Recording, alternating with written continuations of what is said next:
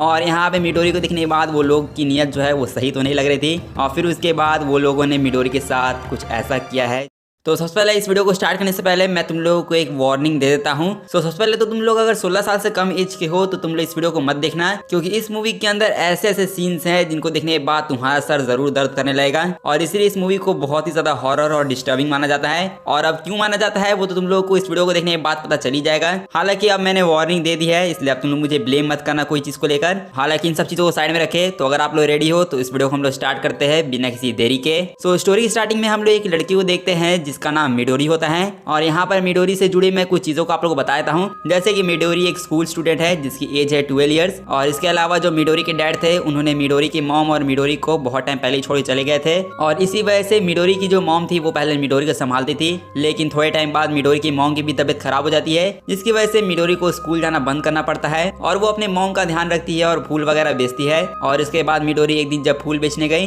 तब वहाँ पर कोई भी फूल खरीद नहीं रहा होता है, जिसके बाद वहाँ पे एक स्ट्रेंजर आता है और वो स्ट्रेंजर आदमी मिडोरी को कहने लगता है कि तुम इस जगह पे क्या करी हो, जिस पर मिडोरी बताती है कि आज उसके फूल बिल्कुल ही नहीं बिके हैं, साथ साथ वो अपने घर की कंडीशन भी बताती है। जिसके बाद वो स्ट्रेंजर बोलता है कि मैं तुम्हारे सारे फूल खरीद लूंगा, लेकिन अब मुझे लगता है कि तुम्हें यहाँ से अपने घर चले जाना चाहिए। और इसके अलावा वो स्ट्रेंजर मिडोरी को एक एड्रेस भी देता है जो कि आप लोग कह सकते हो कि एक सर्कस का एड्रेस है, जहाँ पे वो आदमी कहता है कि जब भी मिडोरी को उसकी जरूरत होगी तब वो चाहे तो वो वहाँ पे आ सकती है मदद के लिए। जिसके बाद वहाँ से मिडोरी घर चली जाती है और घर पहुंचने के बाद वो बहुत खुशी से अपने मॉम को बताती है कि अब वो वापस स्कूल जा सकती है और ऐसा वो स्ट्रेंजर आदमी ने कहा है कि वो उसकी मदद करेगा। जिसके बाद हम लोग पता चलता है कि एक्चुअली में मिडोरी की मॉम की डेथ हो चुकी है और यहाँ पे उनकी डेड बॉडी को चूहे खा रहे होते हैं। जिसके बाद ये सारी चीजें मोहल्ले वालों को पता चल गई थी, जिसकी वजह से फिर मिडोरी फैसला करती है कि अब वो यहाँ पे नहीं रुकेगी और जो स्ट्रेंजर आदमी ने उसको एड्रेस दिया था वो उस एड्रेस पे जाएगी और फिर वो आदमी ने जो सर्कस का एड्रेस दिया होता है वो फिर वहीं पे जाती है और वहां जाने के बाद उसे बहुत ही अजीब अजीब तरह के लोग दिखते हैं,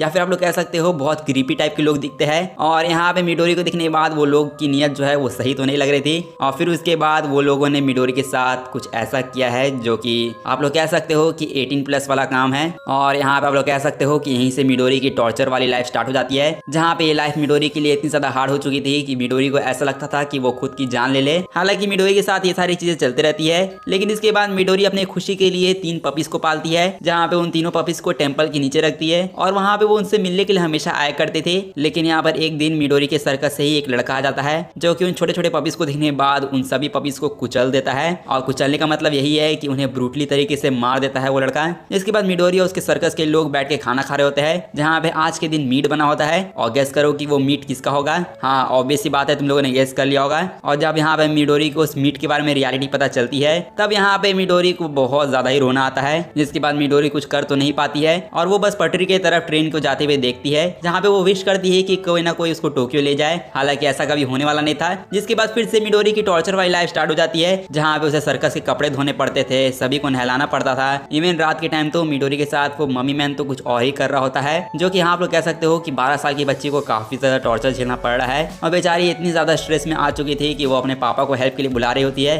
लेकिन उसके हेल्प के लिए भी कोई नहीं आ पाता है। और इसके साथ ही मिडोरी का ये जो टॉर्चर वाली लाइफ थी वो अभी कंटिन्यू चली रही थी। लेकिन आगे जाके हम लोग देखते हैं कि जो सर्कस का मालिक होता है वो देखता है कि जो उसकी फाइनेंशियल कंडीशन है वो सही नहीं जा रही है, मतलब उसके सर्कस के अंदर बहुत कम लोग आ रहे हैं, जिसकी वजह से ही सर्कस के उसके वर्कर पूछते हैं कि हमें हमारी सैलरी मिलेगी कि नहीं। जिस पर वो सर्कस का मालिक कहता है कि अब इसमें मैं कुछ नहीं कर सकता हूँ, अब तुम लोग अपना अपना देख लो। और ये जो सर्कस की कंडीशन अभी चल रही होती है, इन सभी चीजों का ब्लेम किसको जाता है? मिडोरी को। सभी वर्कर सब यही सोचते हैं कि जब से मिडोरी आई है तब से उनकी कंडीशन ऐसी हो चुकी है। लेकिन फिर उसके बाद उस सर्कस को एक मैजिशियन ज्वाइन करता है, जिसका मैजिक यही है कि वो अपने आप को छोटा करके बोतल के अंदर घुस सकता है। और यहाँ पे इस मैजिशियन के मैजिक को देखने के बाद सभी सर्कस के लोग इंप्रेस हो जाते हैं। हालांकि यहाँ पे वो जो मैजिशियन था उसको मिडोरी के ऊपर कुछ खास इंटरेस्ट था, जिसकी वजह से ही वो मिडोरी के साथ अपनी नजदीकियां कुछ बढ़ाने लगता है और आगे जाके वो भी मिडोरी का फायदा ही उठाता है। और हाँ, ये मजाक नहीं कर रहा हूँ, 12 साल की बच्ची थी फिर भी उसके साथ ऐसा हो रहा था। लेकिन यहाँ पे मिडोरी को इससे कुछ प्रॉब्लम नहीं था, मिडोरी भी उससे प्यार करती थी। हालांकि फिर उसके बाद हम लोग देखते हैं कि सर्कस में फिर से ऑडियंस जमा होने लगती है और यहाँ पे वो मैजिशियन मिडोरी के साथ अपना जादू दिखाता है, जिसमें वो मैजिक करके अपने बोतल के अंदर चला जाता था, जो कि सभी ऑडियंस देखने के बाद हैरान हो गई और सभी लोगों को पसंद भी आया। और यहाँ पे आप लोग कह सकते हो कि शो काफी ज्यादा हिट साबित हुआ और शो के हिट होने के बाद मिडोरी और वो मैजिशियन बाहर घूमने जाते हैं और यहाँ पे मिडोरी की लाइफ धीरे धीरे थोड़ी सी अच्छी होते जा रही थी। हालांकि बाकी सर्कस के जो स्टाफ थे उनको काफी ज्यादा जलन था उस मैजिशियन से और इसी वजह से ही सर्कस के जो स्टाफ थे वो मिडोरी को ही परेशान करने लगे हैं और यहाँ पे जो वर्कर्स थे वो मिडोरी को बुली कर ही रहे होते हैं। तभी वो मैजिशियन जो है वो सभी को इल्यूजन दिखाता है कि मिडोरी का साइज बड़ा हो चुका है और यहाँ पे मिडोरी एक जाइंट बन चुकी है। हालांकि ऐसा कुछ होता नहीं है, वो इल्यूजन बहुत जल्द खत्म हो जाता है, लेकिन हाँ इस चीज की वजह से वर्कर्स जो है वो उस मैजिशियन से डरने लगे थे। जिसके बाद वो मैजिशियन सभी लोगों को कहता है कि आज से तुम सब लोग ये सारे सर्कस के काम करोगे और मिडोरी जो है वो अपना आराम करेगी, घूमेगी फिरेगी। जिसके बाद फिर हम लोग सर्कस के मालिक को देखते हैं जो कि अपने पैसे को गिन रहा होता है और यहाँ पे वो देखता है कि आजकल प्रॉफिट काफी ज्यादा बढ़िया हो चुका है, लेकिन मैजिशियन कहता है कि अभी भी ये सही नहीं है। जिस पर वो मालिक कहता है कि अब इसमें हम लोग ज्यादा क्या कर सकते हैं। जिस पर वो मैजिशियन कहता है कि तुम्हें अपने वर्कर्स को और पैसे देने चाहिए। जिसके बाद फिर हम लोग को मिडोरी को दिखाया जाता है जो कि आराम से बैठ के कैंडी खा रही होती है, लेकिन तभी वहाँ पर वो मम्मी मैन आ जाता है जो कि मिडोरी को कहता है कि मैं तुमसे बहुत प्यार करता हूँ और मिडोरी को मुझसे कोई भी नहीं छीन सकता है।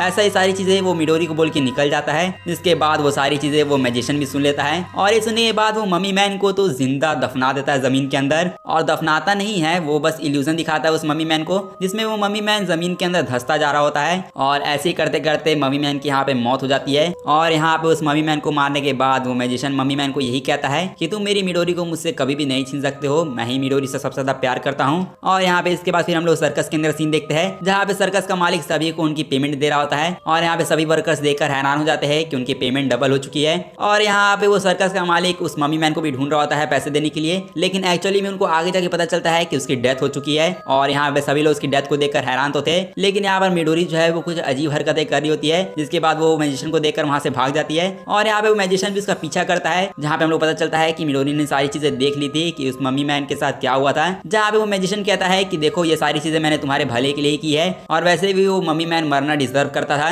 और यहाँ पे वो मैजिशियन मिडोरी को मना लेता है कि तुम ये सारी चीजें किसी को भी मत बोलना, जिसके लिए मिडोरी भी तैयार हो जाती है। एंड इसके अलावा फिर से हम लोग को सर्कस के अंदर सीन दिखाया जाता है जहाँ पर एक फिल्म मेकर मिडोरी को फिल्म के लिए ऑफर करता है, जिसके बाद अपनी मिडोरी काफी ज्यादा खुश हो जाती है। और यहाँ पे वो फिल्म मेकर मिडोरी कहता है कि तुम इस लाइफ से हटकर अब बहुत अच्छी जिंदगी जी सकती हो और उसके स्टेज शो को देखने के बाद उसे पक्का यकीन है कि वो एक बड़ी सेलिब्रिटी बनेगी। इस पर मिडोरी जाने के लिए तो तैयार थी, लेकिन तभी वहाँ पे वो मैजिशियन आ जाता है जो कि फिल्म मेकर के कार्ड को मिडोरी के सामने फाड़ देता है और वो मैजिशियन उस फिल्म मेकर को भी वहाँ से भगा देता है। लेकिन फिर उसके बाद हम लोग को रात का सीन दिखाया जाता है जहाँ पे वो मैजिशियन मिडोरी को चेक करने के लिए आता है। तब हम लोग देखते हैं कि मिडोरी के पास उसी फिल्म मेकर के कार्ड के टुकड़े पड़े हुए होते हैं, जो कि सारी चीजें देखने के बाद उस मैजिशियन का तो दिमाग घूमने लगता है और यहाँ पे वो फिर मिडोरी को सबक सिखाने के लिए मिडोरी को एक बोतल के अंदर कैद कर देता है अपने जादू से। और फिर यहाँ पे वो फैसला करता है कि अब वो अकेला ही काम करेगा। जिसके बाद हम लोग देखते हैं कि सर्कस में फिर से ऑडियंस जमा हो जाती है और फिर से मैजिशियन अपना जादू दिखाने के लिए तैयार हो जाता है। लेकिन आज उस मैजिशियन का मूड मिडोरी की वजह से अच्छा नहीं था, इसलिए वो अपने मैजिक के ऊपर अच्छे से कॉन्सेंट्रेट भी नहीं कर पा रहा होता है। लेकिन उससे ऑडियंस को कोई फर्क नहीं पड़ता है। ऑडियंस तो यही कहती है कि यार तुम इतना लेट क्यों कर रहे हो, तुम्हें तो जल्दी जल्दी अपना जादू दिखाना चाहिए। जिस पर वो मैजिशियन कहता है कि तुम 2 कौड़ी के लोग मुझे नहीं बता सकते हो कि मुझे क्या करना चाहिए। जिस पर यहाँ पे वो सभी लोग कहते हैं कि तुम अपने कस्टमर से आखिरकार ऐसे कैसे बात कर सकते हो।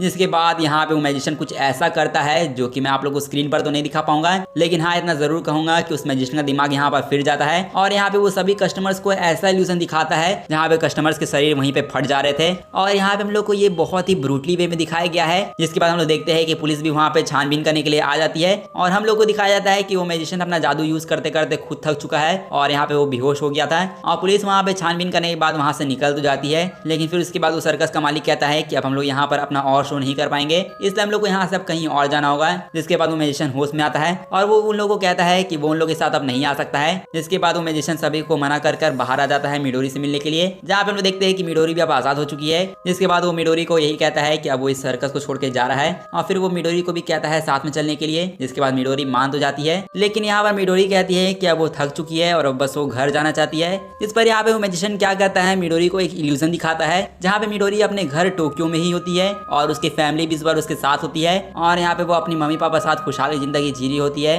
जिसके बाद फिर मिडोरी को होश आ जाता है और यहाँ पे हम लोग कह सकते हैं कि उस मैजिशियन ने इतना कुछ करने के बाद मिडोरी के दिल में फिर से जगह बना ली और यहाँ पे मिडोरी को इतना अच्छा फील करवाने के लिए वो मैजिशियन के साथ जाने के लिए तैयार हो जाती है। और यहाँ पर हम लोग को फिर सर्कस के वर्कर्स को दिखाया जाता है जो कि बात कर रहे होते हैं कि बॉस बहुत टाइम से नहीं दिख रहे हैं, जहाँ पे हम सभी को पता चलता है कि वो जो बॉस था वो पैसे लेके वहाँ से भाग गया है। और यहाँ पे जो सर्कस के बचे हुए लोग हैं वो भी जाने की तैयारी कर लेते हैं। जिसके बाद फिर हम लोग उस मैजिशियन और मिडोरी को देखते हैं जो कि सभी को आखिरी बार गुड बाय कर देते हैं। और इस बार हम लोग को काफी सरप्राइज चीज देखने को मिली है, जहाँ पे हम लोग देख रहे हैं कि जो सर्कस के लोग जो उसको हमेशा बुली किया करते थे लेकिन यहाँ पे आज वो उसके साथ अच्छे तरीके से बात कर रहे होते हैं और यहाँ पे सर्कस के सभी वर्कर्स मिडोरी को गुड बाय कर देते हैं और फिर मिडोरी और वो मैजिशियन बस का इंतजार करने के लिए रोड पर आ जाते हैं। जिसके बाद वो मैजिशियन मिडोरी को कहता है कि तुम मेरा यही इंतजार करो, मैं तुम्हारे लिए कुछ खाने के लिए लेकर आता हूँ। और फिर उसके बाद वो मैजिशियन शहर के लिए निकल जाता है और यहाँ पे वो सामान खरीद के फिर वापस जा ही रहा होता है। तभी हम लोग एक क्रिमिनल को देखते हैं जो कि एक आदमी का खून कर देता है और यहाँ पे वो मैजिशियन को भी देख लेता है। जिसके बाद वो क्रिमिनल फिर उस मैजिशियन के भी पेट में चाकू भोंक देता है और यहाँ पे उस मैजिशियन की भी डेथ हो जाती है।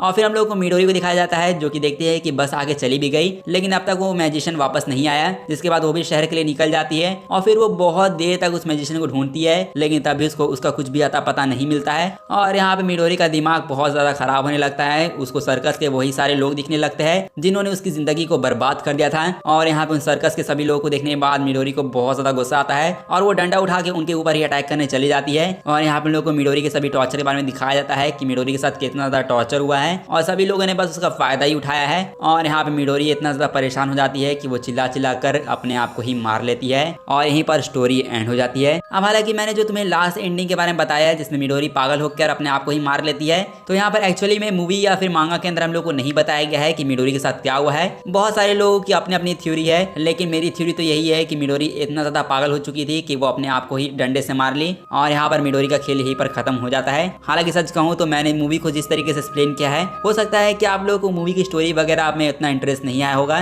मतलब एक्चुअली मैं मजाक नहीं कर रहा हूँ, इस मूवी की स्टोरी कुछ खास अच्छी नहीं है। इसमें बस हम लोग को यही रियलिटी दिखाई गई है कि आखिरकार सर्कस के अंदर हुआ क्या था। और जहाँ तक बात रही कि अब इस मूवी के अंदर डिस्टर्बिंग या फिर हॉरर क्या है, सो वो तो मैं तुम लोग कहूंगा कि तुम लोग एक्सप्लेनेशन से अच्छा अगर मूवी जाके देख लो तब तुम लोग समझ में आ जाएगा कि मैं क्यों इस मूवी को हॉरर और डिस्टर्बिंग कह रहा हूँ। स्पेशली मैंने मिडोरी मूवी के बहुत कम विजुअल इस वीडियो में यूज किया है क्योंकि इस मूवी के अंदर ऐसे ऐसे सीन्स हैं जो कि मैं तुम्हें दिखा तो नहीं पाऊंगा क्योंकि अगर मैंने उन सारी चीजों को दिखाया है तो यूट्यूब मेरी वीडियो को खुद डिलीट कर देगा। इसलिए मैंने मूवी को एक्सप्लेन कर दिया है, आप लोग को स्टोरी का अंदाजा हो गया है तो आप लोग मूवी को जाके अब देख सकते हो। हालांकि मैं तो सजेस्ट करूंगा कि आप लोग इस मूवी को मत देखना क्योंकि भले ही मूवी 48 मिनट्स की है लेकिन लिटरली ये जो 48 मिनट्स है वो किसी टॉर्चर से कम नहीं होंगे किसी के लिए। इसलिए हाँ, इस मूवी को तुम लोग अपने रिस्क के ऊपर ही देखना है। और वो बात अलग है अगर तुम लोगों ने इस मूवी को पहले ही देख रखा है तो तुम लोग अपना कमेंट में जाके ओपिनियन बता सकते हो। साथ ही में इस वीडियो को जाके अभी तक लाइक नहीं किया है तो जाके लाइक कर दो क्योंकि इस वीडियो बनाने में यार मेरा सर तो बहुत ज्यादा दर्द हुआ है और इसीलिए यार इस वीडियो को कम से कम लाइक कर दो और चैनल को जाके सब्सक्राइब कर दो ऐसी अमेजिंग कंटेंट के लिए। और मैं मिलता हूँ बस तुम लोगों से ऐसी ही अगली वीडियो में, तब तक के लिए गुड बाय।